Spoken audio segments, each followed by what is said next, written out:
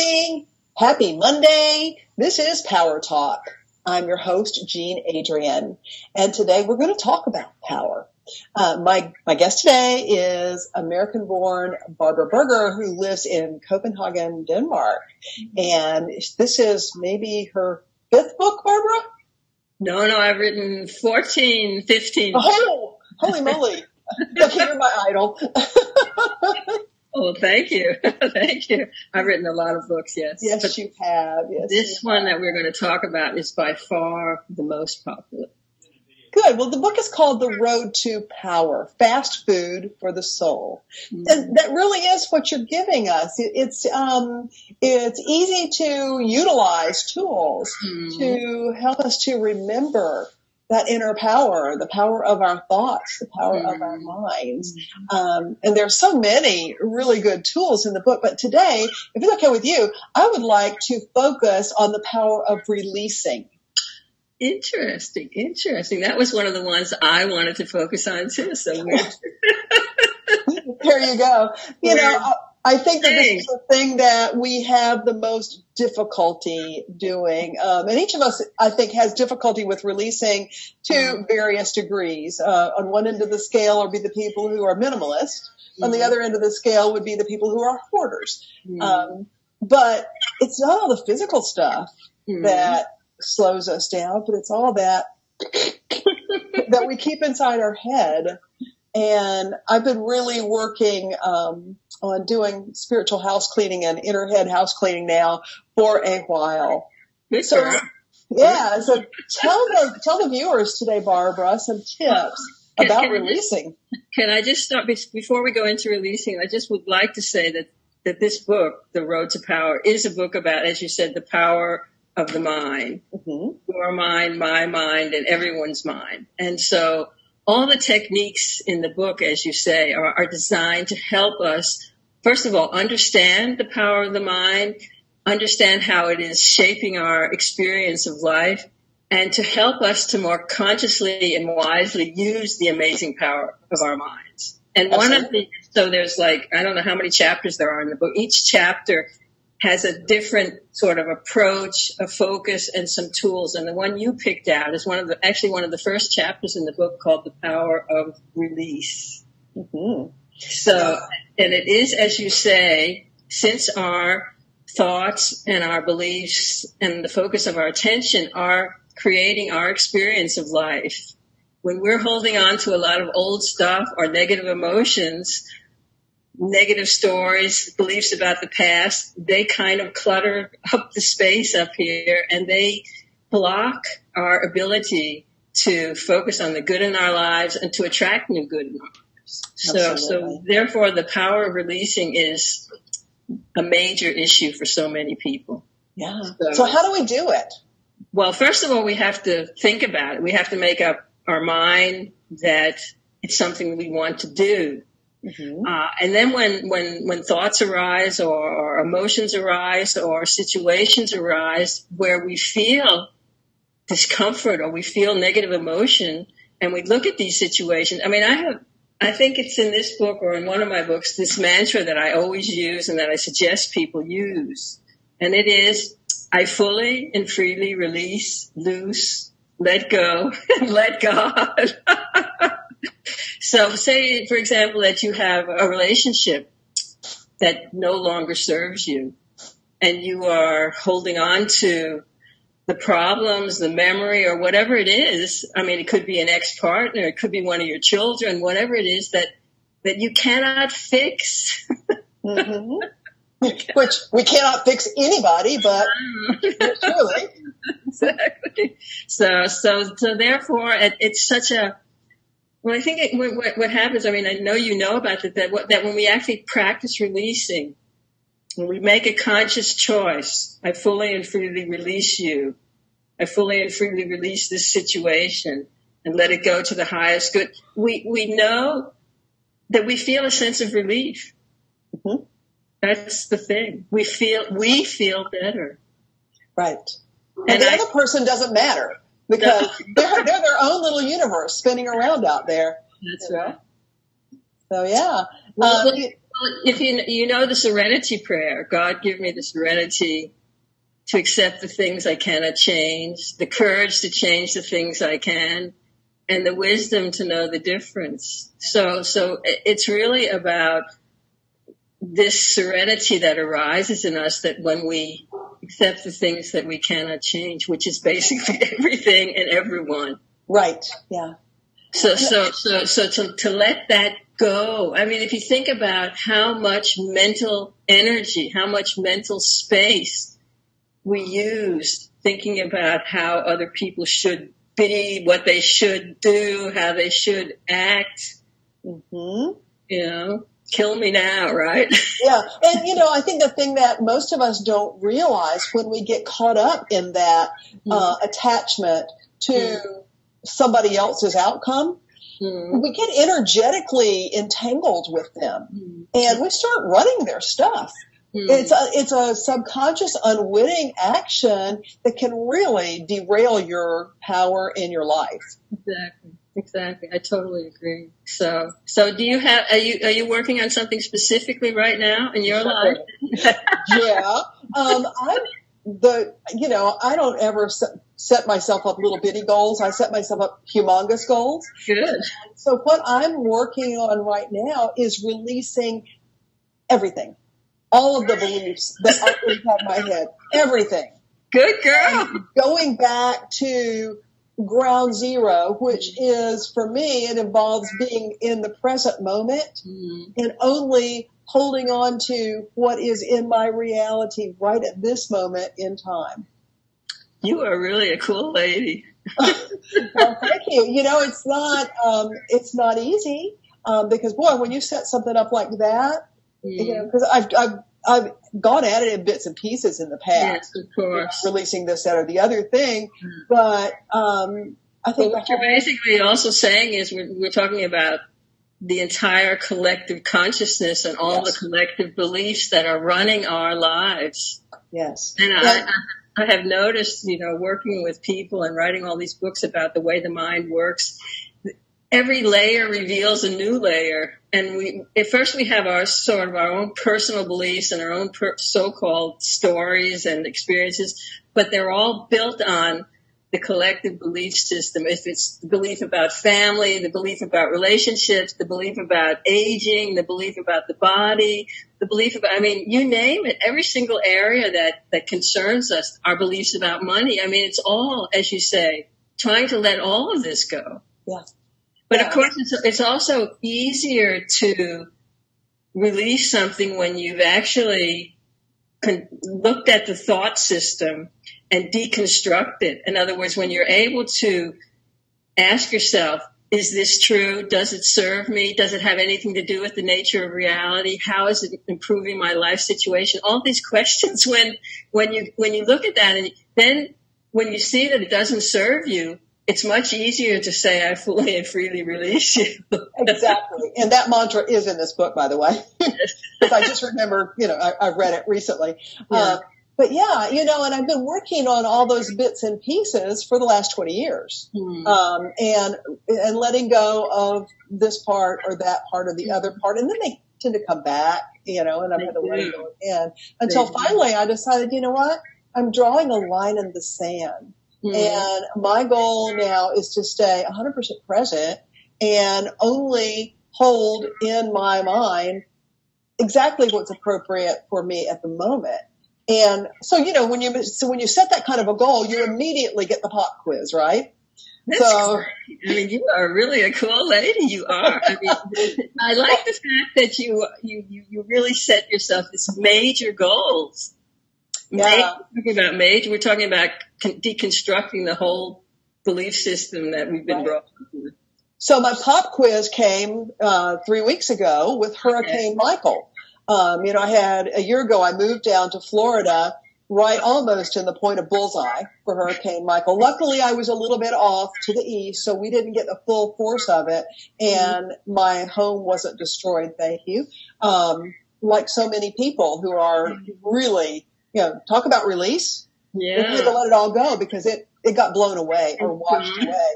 I thought you were in Georgia. You're not. No, I moved to Florida a year ago. Oh, okay. Yeah. I moved down here to be closer to my daughter and my granddaughter and my son and his family as well, but they're in Orlando, so I'm closer to them. Where are you in Florida now? In Tallahassee. Oh, okay. So anyway, what I began to realize over the last 3 weeks was that I was being overwhelmed by the sadness and the grief and the fear from mass consciousness, because I knew that I was okay, but every day another wave would hit, maybe several times a day. And I've had to consciously deconstruct those waves and release them back where they came from and ask my higher self to give to mass consciousness whatever energetic information I might have that will enable other people to process what they're going through. Well, I think I can't preach to all of them.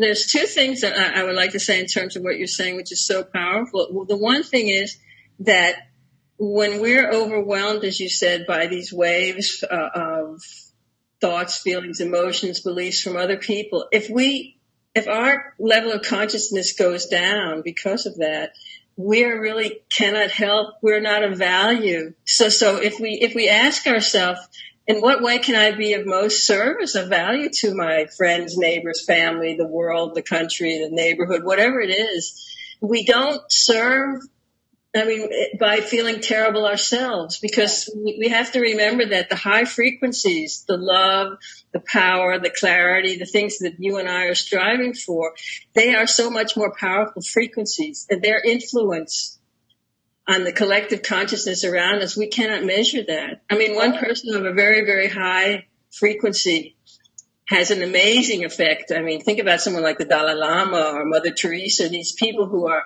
the saintly ones. Yeah. So it's important that sometimes people have this idea that they're not being compassionate enough or they're not being empathetic enough, and they think that they have to go down and join the person or the people who are suffering, and it doesn't really work like that. No, not at all. Not at all. And, and when we can hold that vibration of love inside ourselves, exactly, that raises us up. Exactly. And then we're modeling that energy or sharing that energy with others. And that way it's a win-win. Yeah. That is what the healers do. You don't heal someone by going down to their misery level. I know I coach people every day. I have people coming here every day. So every time I have a new client, the people, they don't come to me unless they're in some kind of crisis. Right. Right? So they walk in the door and they sit down and they have their cry and they do their thing. And I don't go down and join them. I maintain my frequency up here and say, yeah, I can see you're having difficulties, but you're a divine soul and let's work on bringing you up. So they have to join me. So in that sense, if you feel inundated by the collective beliefs around you, which is not difficult to do, we need to remind ourselves of that. And the other thing I'd like to say in terms of releasing and letting go, it's a very helpful, at least it is for me, that I remind myself that behind every belief system, whether it's fear, anger, disappointment, whatever it is, the so-called thoughts, is a powerful energy. Mm-hmm. And so to release thoughts and emotions, it's easier if you just sort of, for me anyway, to just, I let this it's an energy release too. It's an energetic thing. Sure. Yeah. Okay. That's all everything is. It's just energy. Exactly. Okay. So the whole idea, instead of saying, okay, I'm angry or I'm afraid or I'm disappointed or I'm overwhelmed, all these words that we put on it, each one of those is a powerful energetic charge, but it's actually all energy, as you said. Mm-hmm. And if you sort of sit with yourself and I can anyway, feel it sometimes like a volcano. You have this energy release, and then again, you know that you've done it correctly because you feel a sense of relief afterwards. Absolutely. And you can take that energy that you're releasing and use it to be the fuel for something very constructive. That's a good thought. Okay, so when I'm like releasing anger, I make sure that I've got a canvas in front of me. Okay. And, and I can let go of all the things that I'm that I've been angry about and use the power of that anger to come up with an amazing painting. Okay. Well, I think there's another part to what you're just saying, actually, because I noticed that and I talk about it a lot when I coach people. There's some confusion about the energy of anger itself. I like to divide it up and say, because I think that's what you're talking about. There's negative anger. In other words, when we're aggressive or we're violating someone's boundaries or telling them how to live their life or what to do, or that's what I would call an aggressive negative energy. Mm-hmm. But there's another kind of, which feels the same. It feels like anger, but I would rather call it personal power. Yeah. Yeah. And so in other words, personal power to me, even though it can feel the same like anger, it's more personal power, healthy self-defense. In other words, if someone violates my boundaries and I say back off, I'm not violating them. I'm not being aggressive towards them, but I have a strong impulse to defend myself. Mm-hmm. And I think that especially women are confused about the difference between negative anger, because we feel that anger is a negative energy, and what you just said there, that it's personal power that you can channel and that it's a healthy energy. Yeah.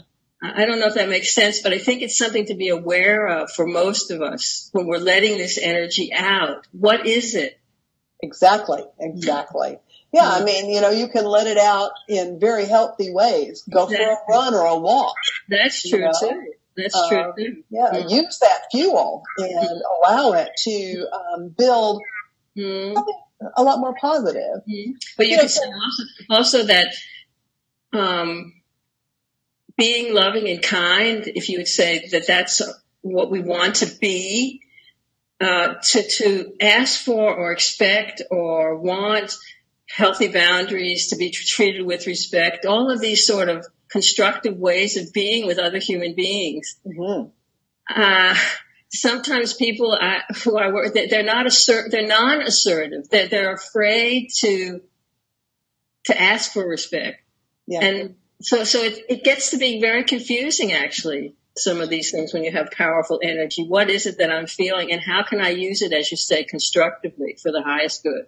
And that's why I think it's important to release all that stuff from the past, because part of the reason that potentially a person is afraid to ask for respect is because they have allowed themselves to be disrespected in the past, and they think that that's what they deserve.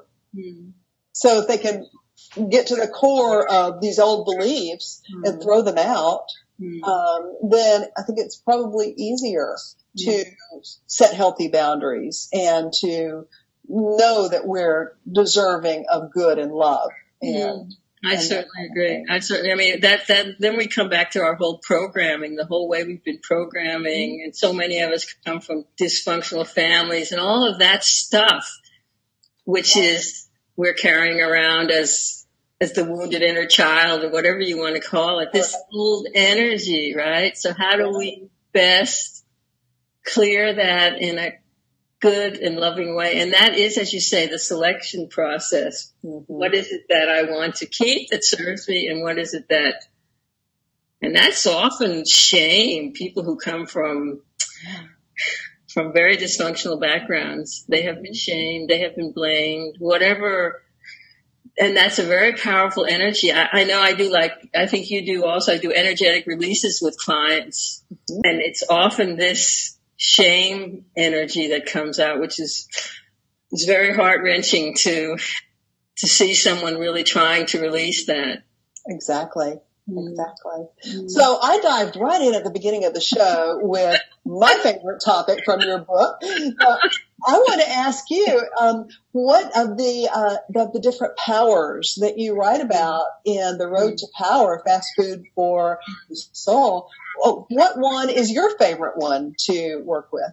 Well, I think that in fact, the one that speaks the most to me is what I call the power of the choice maker, to understand the principle that you are the only thinker in your mind, and that you actually can make a choice. I mean, all of my books, as you know, we know each other. We go back, you and I. They're all about self-empowerment. each book in a different way. So for me, that's the most exciting game in town, because we all, as far as I can see, everyone wants to be free, and everyone wants to be able to make choices for themselves and create the life that they are longing to live.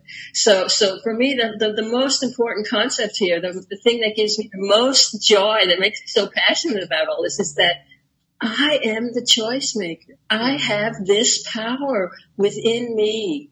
And I always like to say, and again, every chapter in the book is a different way of explaining this, but that in every single situation, we have a choice. Are we going to focus on all the good in the situation, the potential, all the possibilities, all the pluses, or are we going to focus on all the problems, all the negativity, all the things that it's the reality is what it is, but this choice of the way we relate to everything is the only freedom that we have. Right. And it's just it's a new choice in every moment. I mean, you don't like what happened a minute ago? Choose again. Exactly. Because that comes back to what you said in the very beginning, that your whole spiritual practice at the moment is to be present now. Yeah. And if you tie it together with what I just said, it is also really that we start to realize that the only point of power we ever have is now, because everything else is just, I mean, the future is just mental stuff and the past is just mental stuff. It's only here that we actually can influence our life path. Well, this one circles me back to release, because,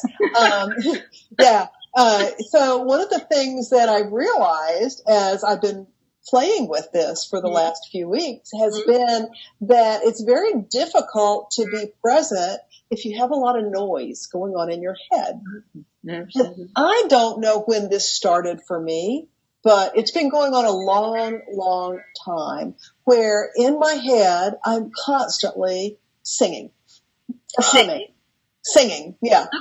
There's always a song going on. There's one common thread which came from the movie The Working Girl, which is Let the River Run, Carly Simon, and that one seems to be the predominant song that rattles around in my head all the time. So what I began to realize as part of this process was that if I'm singing, then I can't hear that still small voice that comes in with inspiration. And so I'm trying to be really conscious of that humming or that singing or that noise, that constant drone, so that I can stop and go back into the silence in every moment of every day. And, oh, honey, well, again, it's almost like releasing an addiction. Well, again, welcome to you. I mean, again, I have actually, as a result of the popularity of this book, The Road to Power, so many people around the world have asked me, why do these techniques work? And so in answer to that, I wrote a book called The Mental Laws, which actually I just like to say to our listeners, I'm giving away as a free ebook at the moment on my website, beamteam.com. Yeah. Listeners, BEAMTEAM.com, because that got a little garbled. Yes, thank you very much. We're giving away The Mental Laws, which is understanding the way the mind works, as a free ebook. So go into beamteam.com and it will tell you how to get your free ebook. But in that, at the beginning of the book, I explain, actually, I talk about what you just said, that when we start to observe the way the mind works, and I have the first exercise I have in that is to sit down and stare at a white wall and tell yourself, I'm not going to think. You'll find out maybe you can do 30 seconds if you've been meditating your whole life, but that it's not possible that thoughts arise and disappear by themselves. We're not doing it. Yeah.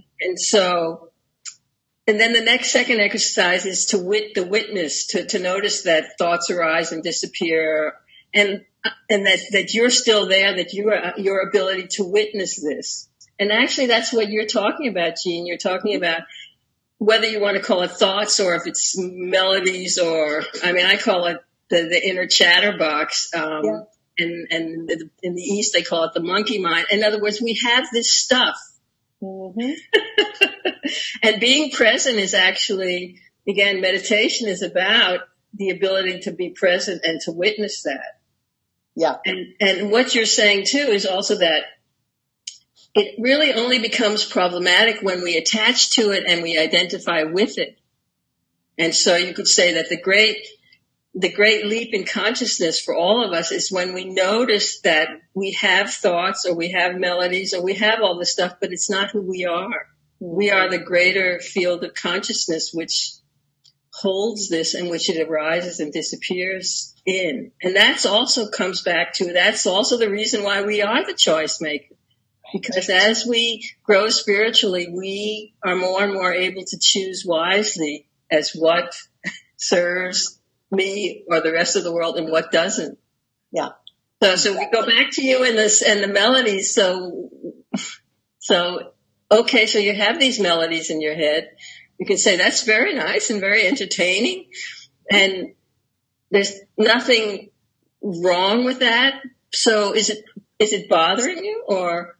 Yeah, it's bothering me because when I want to be silent and be in that silence and hear that connection with divine mind rather than mass consciousness, okay, I can hear it if I'm singing. Okay, well then, again, that's what spiritual practice is about, what you're just saying there. That, again, if you can, it's really what meditation is about. I mean, to be able to do what you just said you want to be able to do, even to just do it for a very short time. And as you practice, if you can do it for 10 seconds, 30 seconds, a minute, I would say hallelujah. Exactly. And that's what I'm doing. And just every time I realize that I've got that melody going on in my head, I go, okay, I'm coming back into silence. Exactly. And I just use that until it moves on, and it will move on, and then it'll come back. And every day it comes back less and less and less. Good. Okay. And you are experiencing more silence. Oh, absolutely. And meditation is really the tool that I use because I've been meditating, it seems like forever. So I just go into my breathing, and I get into a yogic breath and, allow that to carry me into the next now moment. Excellent. So, Barbara, what's going to be on tap for you after this book? Because you've written so many. Are you going to do another one?